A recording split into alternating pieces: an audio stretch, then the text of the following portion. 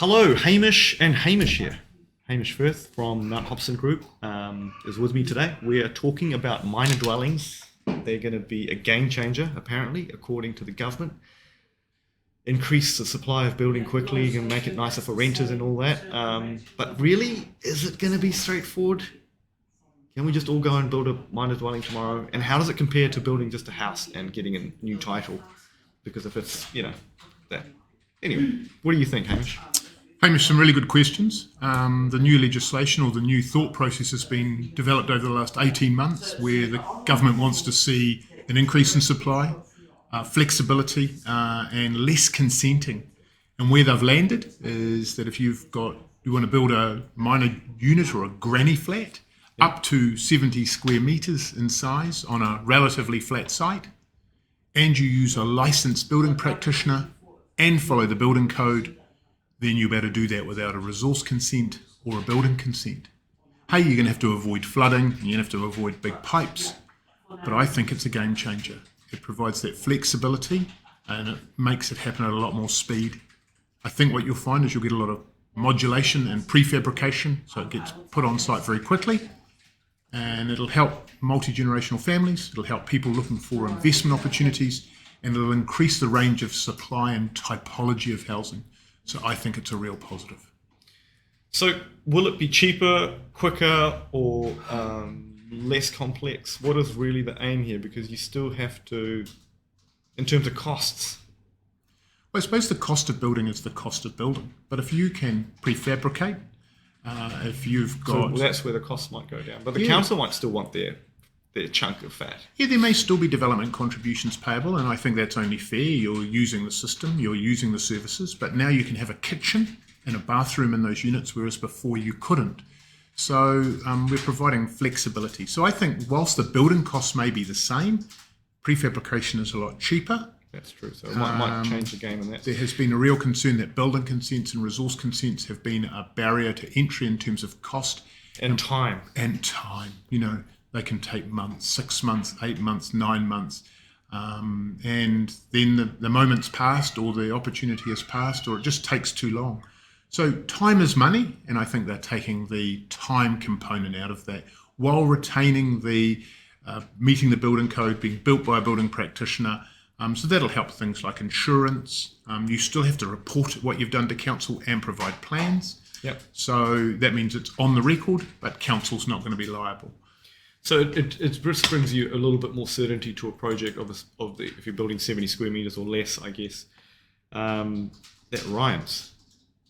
Yeah. So, I did want to get into music more when I was younger, but here we are talking about... You hum it, son, I'll play it. I think what we've got to be very careful here is that the changes are going into legislation towards the end of this year. Yep. They'll need to change the building code, the Building Act, the RMA, but I think they also need to reach through and look at the Residential Tenancies Act so that it's really clear and specific that these can be rented to a third party. And I think that's gold because there you might be in between towns, you might be transient for a while, you may be taking up an internship and you want something small, flexible, and sort of that maybe a shorter stay. These minor units or granny flats were a perfect option. So I think it's really important for the real estate market and for the rental market that they know that these can be rented. Yep. They'll have to meet healthy homes, they'll have to meet the building code. But if you meet both of those, it's a great rental opportunity. Interesting what you say about resources, because obviously Mount Hobson Group, your company, you do a lot of work with resource consents and whatnot. So in terms of, this is the kind of thing that I was kind of scratching my head is because you're not looking for approval from the council. But we just had this whole water care map or whatever with restrictions that we don't have enough infrastructure for the services. So are they going to get a little bit upset that we're just plugging all the sewerage and water?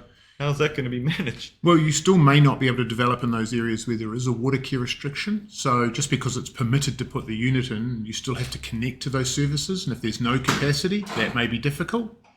But it probably also prompts the likes of water care and the necessary changes at that high level that we need this infrastructure and we need it quicker.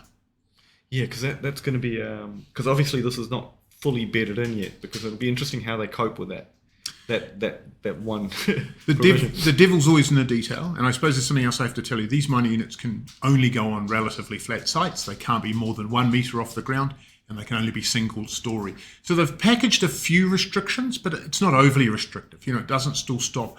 If you think about the likes of House Me and the other sort of modular builders, they've all got, if you go onto their websites, you can see 1, 2 and 3 bedroom units that are less than 70 square metres that they just lift onto sites or crane into sites very, very simply. So, and then the opportunity cost, because you should always weigh up whether it's just worth still going the old way and getting the consents and trying to just subdivide, right? Because obviously, or at least plan so that you could subdivide later, because that's going to change the game if later on you have a part of the house you can lob off and sell off separately. Yeah, I think it's going to be ages and stages, different stories for different folks, because some people may be looking to put the errant teenager out there, the prodigal son who's coming back, or the grandparents who are becoming cantankerous. So that allows for that multi-generational flexibility. And some people won't be looking at subdividing. They just need the space to provide for a family member or to provide some income. Then you can go down the other path, because in many cases now, especially in Auckland and some of our larger towns, we could actually put an 80 or a 90 or 100 square metre unit on there, subdivide it off. Now that probably falls back into your category in terms of value, investment, being able to borrow against it and all of those sorts of more important things. But then you're going to get back more into your traditional building consent, resource consent, and all of those other bells and whistles that add time and cost. So each person is going to be different, but you're going to have options. And I think that's the greatest thing here. You're giving more people more options to provide a space, a sleeping space, or to provide a house and to increase the value of your property. Great. Well, look, thank you for that, Hamish. I think that's been pretty insightful. Anything you want to add to the whole minor dwelling? I guess there's no debate. I mean, we just want it. It's been called for a long time. How does it compare to what was the previous rules? The previous rules allowed you to have a sleep out, but it couldn't have a bathroom or a kitchen. So effectively, it was a room where you could put a bed.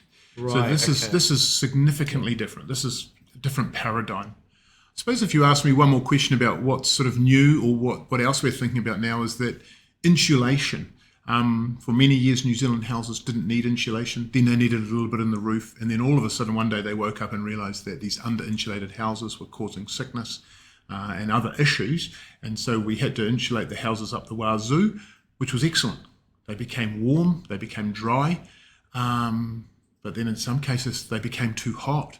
So the government, and we always talked about how cold houses were, never how hot houses were. Yeah. So now we've got hot houses. So the government's doing a needed review on especially these sort of 2-level townhouses. Yeah, because I remember the insulation requirements were put in, and then they got harsh, even more insulation was required. And so now you're saying we've got issues with too much heat. Well, we've got lack of, perhaps not as much. We didn't think about ventilation or breathability, and so they're going back to the drawing board on that. That's good. I'm glad they're doing a review. These things happen. I suppose new townhouses from 26 onwards will probably have more ventilation requirements or breathability, and we'll have solved another problem.